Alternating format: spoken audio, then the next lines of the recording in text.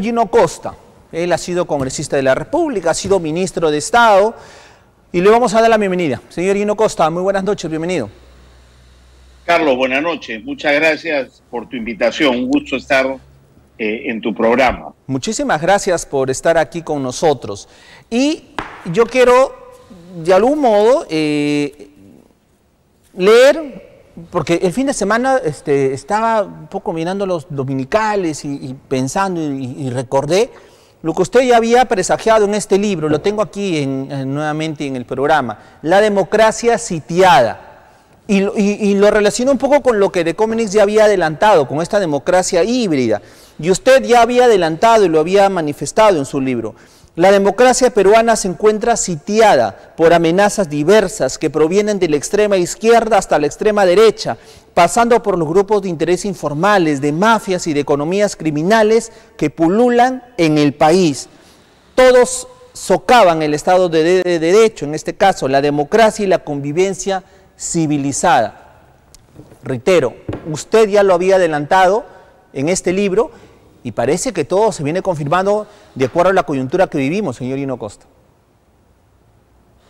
Sí, en efecto, Carlos, publiqué este libro en julio del año pasado, lo publicó en realidad la editorial Planeta. Es la democracia sitiada, y da cuenta de mi experiencia parlamentaria entre el 2016 y el 2021, donde viví de cerca los conflictos que caracterizaron ese periodo entre el Ejecutivo, primero con Pedro Pablo Kuczynski, luego con Vizcarra, luego el breve gobierno de Merino y el cierre con Francisco Sagasti, los conflictos entre el Ejecutivo y el Congreso. Que digamos, daban cuenta de una democracia sitiada por los extremos del espectro político, por la informalidad y las mafias, y por otras, digamos, amenazas que la han ido socavando, la han ido debilitando y la han llevado al punto en el que estamos, donde ella está en grave riesgo, ¿no? El Economist no ha hecho otra cosa que dar cuenta de este retroceso.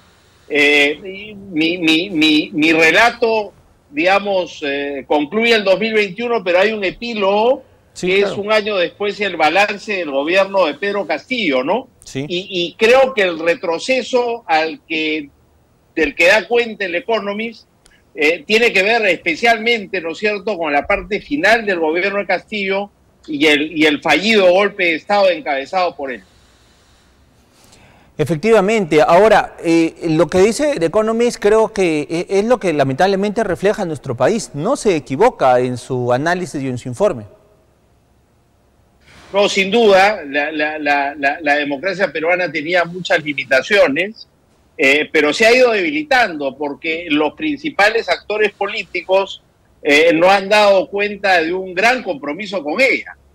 Si usted recordará, en las elecciones del 2021, una parte importante de la derecha peruana no quiso reconocer los resultados electorales que dieron la victoria a Pedro Castillo, y han seguido cuestionando, digamos, esos resultados,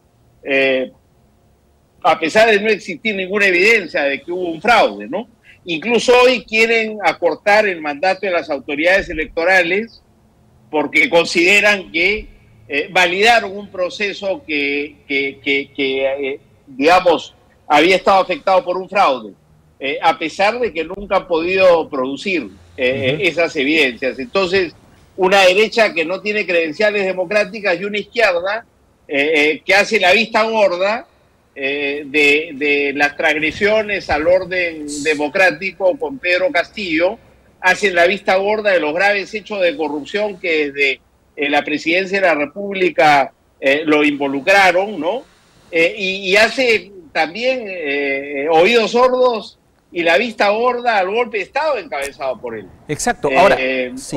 O sea que tenemos que con la polarización se han fortalecido los extremos, y que ambos extremos carecen de credenciales democráticas. Ahora, ambos extremos, como usted lo señala, derecha e izquierda, finalmente confluyen en un interés común. En la actual coyuntura es quedarse, permanecer en sus escaños, en sus puestos, en sus cargos, y también, un poco leyendo también algunos fragmentos de su libro, no ha cambiado nada, porque habla usted que finalmente se viene avanzando, ¿no? Se viene avanzando en este caso, la corrupción viene avanzando, no hay una lucha efectiva contra la corrupción, el abuso de poder, la impunidad, o sea, todos estos flagelos van creciendo y no hay forma de salir de aquello. No hay ninguna acción. En efecto, Carlos, hace 2 meses el Congreso vacó a Pedro Castillo, que tenía serísimas imputaciones de graves hechos de corrupción que lo pusieron en una situación muy difícil y lo llevaron a una medida desesperada, que fue el golpe de Estado, ¿no? La ruptura del orden constitucional. Y felizmente el sistema institucional peruano, resquebrajado, reaccionó bien. Reaccionó bien el Tribunal Constitucional, la Fiscalía de la Nación, la Corte Suprema, la Defensoría del Pueblo y las Fuerzas Armadas y la Policía. Y asumió el poder como correspondía, de acuerdo a la Constitución, la señora Dina Boluarte. Pero los últimos 2 meses han dado cuenta de que el gobierno de Boluarte no ha respondido a la expectativa ciudadana, que era la de que convocar elecciones en el plazo más corto posible. Ella pretendió quedarse hasta el 2026, después retrocedió y dijo, bueno, presento un proyecto para irme el 2024.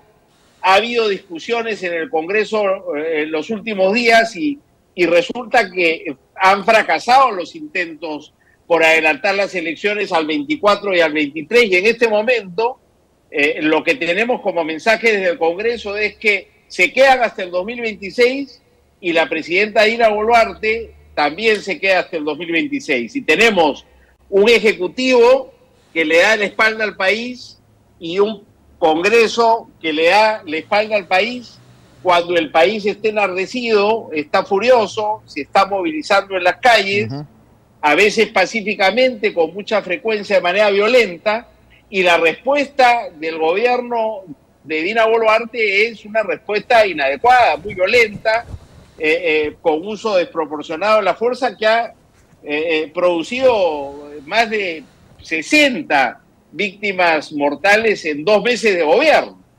Entonces salimos de un problema para entrar en otro, y hoy día la salida clarísima para todo el país, y así lo dicen las encuestas de opinión pública, es que se vaya Dina Boluarte en el plazo más corto, se vaya al Congreso y tengamos elecciones generales para ver si en esta nueva oportunidad elegimos mejor y podemos tener un Congreso más representativo y un Ejecutivo más representativo. Pero sin embargo, esa riesgos, salida no la quieren proveer ni ella renunciando, ni el Congreso, donde se confabula la extrema izquierda con la extrema derecha para decirle no a la ciudadanía, que le dice que se vayan, que se acorten las elecciones, y la respuesta del Congreso, extrema derecha y extrema izquierda, nos quedamos hasta el 2026.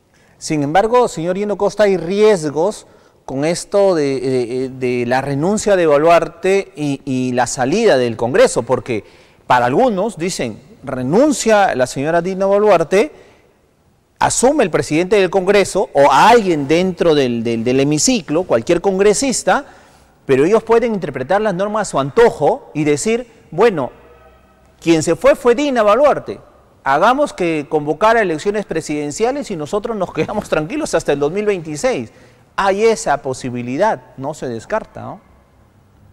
Sería una gran irresponsabilidad, Carlos, porque hay que recordar que desde principios del año pasado, las encuestas de opinión pública de manera sistemática han ido señalando que la salida a la crisis política ocasionada por el gobierno de Pedro Castillo, los hechos de corrupción en que está involucrado, la salida política a esa crisis era la convocatoria de elecciones generales, que no bastaba con deshacerse del presidente Castillo, por más graves que fueran las acusaciones, también se tenía que ir al Congreso. Y la forma de que se fueran los dos era a través de elecciones generales.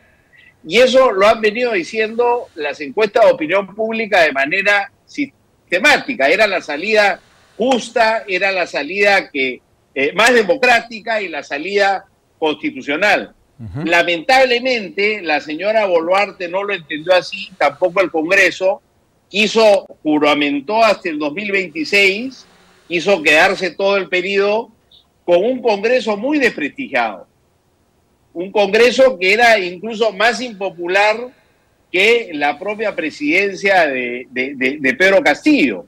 De manera que es eso lo que nos ha llevado a esta crisis, a lo cual hay que sumarle el mal manejo de orden público frente a la protesta por parte del gobierno de Dina Boluarte, ¿no? Y la decisión del Congreso y el silencio de Dina Boluarte frente a la decisión del Congreso de quedarse hasta el 2026 deja al gobierno muy mal parado, con la única respuesta frente a la protesta, que es más palo, más bombas lacrimógenas y si es necesario más balas, ¿no? Y más de legitimidad. Claro, lo que nos digamos, consolida, y por eso es tan importante insistir en el adelanto de elecciones, todavía es posible, porque si se quedan las cosas como estamos, lo que vamos a hacer es consolidar lo que varios politólogos han llamado en un pronunciamiento de hace 2 semanas, la deriva autoritaria, ¿no? Porque, ¿qué es lo que ocurre, Carlos? Si hay una parte importante del país que se moviliza, protesta y exige adelanto de elecciones, y otras cosas como que se vaya Dina Boluarte, que se vaya el Congreso, incluso que se convoque Asamblea Constituyente, y los poderes constituidos no hacen nada, al Congreso solo, al Ejecutivo solo le queda responder a esa protesta de manera cada vez más violenta y de manera cada vez más antidemocrática y cada vez más autoritaria. Efectivamente. Por eso el peligro de la deriva autoritaria. Efectivamente, incluso Aníbal Torres, fiel a su discurso también, no cambia, habla ya de que habría una guerra civil. Imagínense, ¿ah? O sea, ya se llega a esos niveles. Mira, en un artículo de Luis Pálsara hoy día, él dice que esto, digamos, tiene solo 2 caminos posibles, ¿no? La guerra civil, hay ya algunos manifestantes coreando, ¿no? La consigna de guerra civil. Dicen algunos comentaristas que es común escuchar esto en algunas protestas en el interior del país, pero en todo caso, digamos, la consigna de guerra civil en las actuales circunstancias no es para bromas, ¿no? Claro. Entonces, un camino es la guerra civil, el abierto enfrentamiento. Y tú has visto, por ejemplo, la decisión del gobierno de enfrentar la protesta sin adelanto de elecciones, sin acceder a ninguna de las demandas de la protesta, la más inteligente, el adelanto de elecciones, deja al gobierno enfrentado a la ciudadanía con el único recurso de la fuerza. Por eso la idea de que si no hay adelanto de elecciones, esto se va por el camino de la, digamos, de la deriva autoritaria, de un régimen cada vez más duro. Desorden social. Y de una protesta que no va a ceder, que nos lleva a la guerra civil. O, según Lucho Pázara, el otro camino es el del golpe militar, ¿no? Dios nos salve del golpe militar y Dios nos salve de la guerra civil. Ambos caminos. Lo que se necesita es frialdad, ¿no? Sensatez, y que se imponga el diálogo y que vayamos, digamos, resolviendo esto, comenzando por el adelanto de elecciones. Todavía hay tiempo hasta el viernes de esta semana. Voy a terminar con un fragmento también de su libro que tal vez sea la salida menos traumática. Romper el sitio no será fácil, pero tampoco imposible, dice usted. Y agrega la emergencia de un nuevo centro político. Habla usted de este centro político y acaba con estas líneas. Dice, acabar con el sitio a la acabar con el sitio de la democracia es perfectamente posible. Está en manos de las mujeres y los hombres honestos del Perú. Así usted acaba finalmente este libro que escribió La democracia sitiada, señor Gino Costa. Y yo creo que, digamos, estratégicamente eso es lo que necesitamos, reconstruir el centro político. Y en el corto plazo eso pasa porque frente a las alternativas de los dos extremos se imponga la sensatez, podamos ir a un adelanto de elecciones y que esas elecciones permitan un debate alturado, ¿no? Sobre los grandes desafíos del país, incluyendo los desafíos constitucionales, y que podamos retomar el diálogo y el entendimiento. Pero dicho eso, Carlos, esa alternativa en el corto plazo parece cada vez más difícil. Hay algunas voces en sociedad civil, ¿no? Ahí está, por ejemplo, la Coalición Ciudadana, donde se encuentran, digamos, instituciones como Transparencia, la Asociación de Exportadores, el SUTEP, la CGTP, la Coordinadora Nacional de Derechos Humanos, es decir, organismos muy diversos, de pareceres y de opiniones diferentes, pero que representan a la sociedad civil peruana. En la coalición hay alrededor de 200 instituciones no gubernamentales representadas. Y lo que está diciendo la coalición es: vamos al adelanto de elecciones, hay que investigar la violencia y hay que comenzar a dialogar. Porque si no lo hacemos, nos vamos por el camino de la guerra civil o el camino del golpe militar. Evitémoslo, ¿no es cierto? Llamando a nuestras autoridades a la sensatez, exijamos que el Congreso decrete el adelanto de elecciones, ojalá para este año, es perfectamente posible, y detengamos las muertes en las calles, detengamos el uso desproporcionado de la fuerza y detengamos también la protesta violenta y destructiva, ¿no? Que también es responsable del clima de confrontación que hoy día vivimos. Efectivamente. Señor Gino Costa, le agradezco muchísimo por estar esta noche con nosotros y haber empezado la semana con usted para que de alguna manera nos dé estas alertas, ¿no? De qué se puede venir, finalmente cómo estamos de complicada toda la situación en nuestro país. Señor Gino Costa, muchísimas gracias. A ti, Carlos, encantado de estar en tu programa. Muchas gracias. Muchísimas gracias. Y ya ustedes saben, La democracia sitiada, escrita por Gino Costa.